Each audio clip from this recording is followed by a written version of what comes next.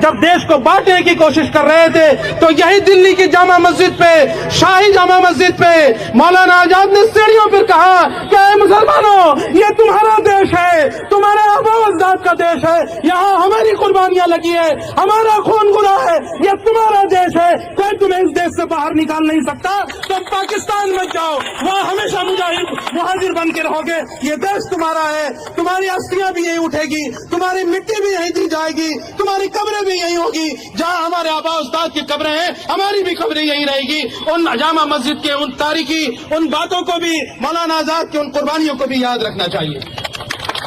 तो ये है हमारे देश का इतिहास,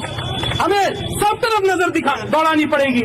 हमें पंडित नेहरू ने भी जो महानता दिखाई, पटेल साहब ने जो भी महानता दिखाई, इस देश को बनाने में जो उनकी कुर्बानियां थी, उनको याद दिलाना पड़ेगा, बच्चों को बताना पड़ेगा। आज इस देश को 70 सालों में जिस तरीके से देश के तमाम वर्गों ने भी यहाँ से सींचने का काम किया है, तो देश के मुसलमानों की कुर्बानियों को भी याद रखना पड़ेगा। हमने 70 सालों में इस देश के अंदर, इस देश के जदीद मिसाइल टेक्नोलॉजी में, इस देश की यहाँ से तरक्की में, इस देश को यहाँ से IITs और एम्स देने में जिनकी कुर्बानियां, उनको भी याद रखनी पड़ेगी। आपको पता है हमारे देश के पहले शिक्षा मंत्री कौन थे? हमारे देश के पहले शिक्षा मंत्री मौलाना आजाद थे, जिन्होंने इस देश में IIT और एम्स की नींव रखी है, जिसकी बुनियाद पर आज वहां से पढ़े हुए बच्चे अमेरिका के सिलिकॉन वैली में जाकर के बड़े बड़े कारनामे अंजाम दे रहे हैं। हमारे देश की मिसाइल टेक्नोलॉजी, हमारे देश को सुपर पावर, न्यूक्लियर पावर बनाने का जिन्होंने यहाँ से जो सबसे बड़ी बुनियाद रखी और जो उसके रचयिता थे, उनका नाम हमारे पूर्व राष्ट्रपति, हम सबके आपके चाहते